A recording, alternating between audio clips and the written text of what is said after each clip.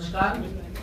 आज हाउस में हमने जो हमारे सभी कच्चे कर्मचारी हैं उनको पक्का करने का जो हमारा जो प्रस्ताव है वो हमने पास कर दिया है हाउस के अंदर। और साथ ही हाउस टैक्स में जो हमने वादा किया था जनता को, उसके अंदर जैसे जो हमारे 100 गज के मकान हैं और जो 100 गज से नीचे के मकान हैं उस पे पूरी तरह से हाउस टैक्स माफ कर दिया गया है। और साथ ही जो 100 गज के मकान से लेकर 100 गज से लेकर 500 गज तक के मकान है उसमें जो हाउस टैक्स है उसको हमने हाफ कर दिया है।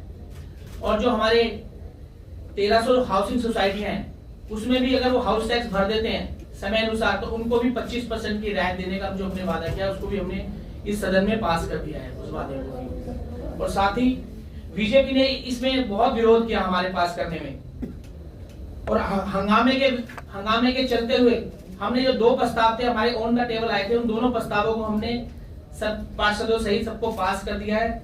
और साथ ही अगली तारीख तक हमने सदन को स्थगित भी कर दिया है। कर्मचारियों की हितों की रक्षा हेतु जो हमने उनसे वादे किए थे कि हम आपको पक्का करेंगे और जनता से जो वादे किए थे कि आपको हाउस टैक्स में हम आपको रियायत देंगे, तो हमने दोनों वादे उनके पूरे कर दिए। इस हाउस में हमने उस दोनों प्रस्ताव पास कर दिए। धन्यवाद। अच्छा, मेरे साहब पूरे थे, हमारे सारे पार्षदगण वहाँ मौजूद थे, सारे नंबर हमारे पूरे थे। हमारे 70 से ऊपर विधायक पार्षद हमारे बैठे हुए थे, और इतना ही हमारा आंकड़ा चाहिए होता है वो हमारा पूरा था। अच्छा, आप सबको मालूम है सदन को चलाने के लिए 1/5 क्वारम की जरूरत होती है। जितने व्यक्ति 60-70 से ज्यादा हमारे पार्षद वहां पर मौजूद थे, हमारा क्वारम पूरा था। और ये कोई नई बात नहीं थी।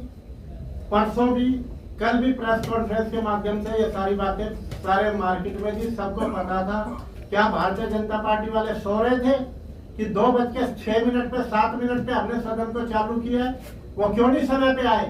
और जिस समय पर प्रस्ताव पास किया जा रहा था उस समय हंगामा हम क्या कर रहे थे? हम दिल्ली की जनता को सुविधा दे रहे थे ना, उन्हें भी खड़े होकर कहना चाहिए था हम सुविधा देने के लिए तैयार है। उनका अच्छा लगता है कि वो दिल्ली के लोगों को राहत देना चाहते हैं। पिछले 2 साल से जब से ये सदन बना है एक भी बैठक भारतीय जनता पार्टी ने चलने नहीं दी है, कोई भी कार्य करने नहीं दिया। जब कार्य करने की बात करते हैं तो आज जब मैं सदन में के अंदर प्रस्ताव पढ़ रहा था तो मेरे हाथ में से कागज खींचे गए, लेकिन फिर भी हमने उस प्रस्ताव को सारी चीजों को दोनों प्रस्तावों को पास किया, हंगामे के बीच में पास किया। इतनी बुरी हालत कर दी, इस तरह की गुंडागर्दी हो गई कि महापौर के सामने से एक दलित महापौर के सामने से माइक छीन के फेंक दिया। इतना अपमान, इतनी बेइज्जती, दलितों के मसीहा बनते और दलित महापौर के टेबल पे चल गए उन्हें मारने के लिए इस तरह के कंधे अपनाए जाते हैं। और जो चीज है हमने घोषणा करी है कि 2024 और 25 के लिए 2024 और 25 में जो काम होगा वो टैक्स जमा कराएगा, उसको पिछले बकाये की राहत मिलेगी। अभी तो बजट चलना है, अभी तो नेता विपक्ष ने बजट पे बोलना है, नेता सदन ने बजट को फाइनलाइज करना है। सदन के अंदर वो सारी चीजें आएंगे, कटमोटे लगेंगे। उसके बाद तो कोई हम दिल्ली की जनता से छीन रहे हैं कोई चीज, हम दिल्ली की जनता को सुविधा देना चाह रहे हैं। इसका मतलब आज भारतीय जनता पार्टी एक्सपोज हो गई है कि वो किसी भी कीमत पे दिल्ली की जनता को हाउस टैक्स जैसे भ्रष्टाचार को खत्म नहीं करते देना चाहती। हाउस टैक्स के अंदर जो भ्रष्टाचार है वो खत्म नहीं होना चाहिए। जनता के ऊपर हाउस टैक्स के करों का भार लादना है, उसको राहत नहीं देनी है। हमने क्या क्या गुनाह कर दिया? हमने अपने ये कहा कि निगम के हम कर्मचारियों को पक्का करेंगे।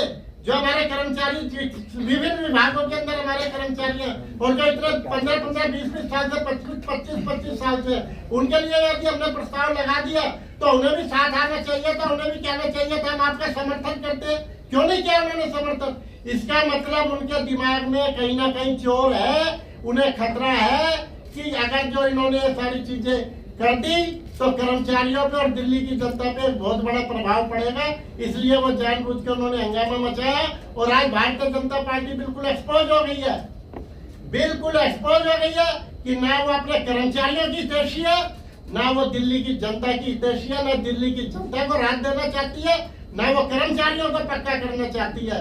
अगर जो पक्का करना चाहते हैं वो दिल्ली की जनता को राहत देना चाहते हैं तो उन्हें समर्थन करना चाहिए था प्रस्ताव का। क्या दिक्कत हो गई थी? सर, कमिश्नर नहीं आए। बार बार कहने के बावजूद भी यदि एडिशनल कमिश्नर चेयर पे नहीं आई तो उन्होंने महापौर जो कुर्सी पे बैठे हुए हैं उनकी गरिमा का अपमान किया और उन्होंने अपनी ड्यूटी सही ढंग से नहीं निभाई। अगर जो सदन के अंदर एडिशनल कमिश्नर वहां बैठी थी तो उसकी जिम्मेदारी बनती थी, मेयर साहब कुर्सी पे बैठे तो कमिश्नर की कुर्सी पे आके बैठे। ये हमारा दोष नहीं है, ये उन लोगों का दोष है। 2 साल से 2.5 साल से 2.25 साल से जब से नगर निगम बनी है, मैं आपसे एक बात पूछता हूँ, एक बता दो आप इन्होंने एक सदन की बैठक चलने दी हो तो, एक कार्यवाही कोई होने दी हो तो, एक प्रस्ताव इन्होंने लाने दिया हो, इन्होंने कोई हर बार जितने भी प्रस्ताव पास हुए वो हंगामे की भेंट हुए हैं। मैं आपसे यही कहना चाहता हूँ कि अगर जो आयुक्त महोदय के ऊपर इनका कोई दबाव है, किसी तरह की ड्यूटी है, तो कुछ हमने अपना वायदा किया।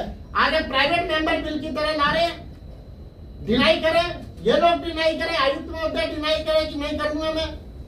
हमने अपनी जो जिम्मेदारी निभाई है, अगर जो अधिकारी हमारा साथ नहीं दे रहे, हमने अपनी जिम्मेदारी निभाई है।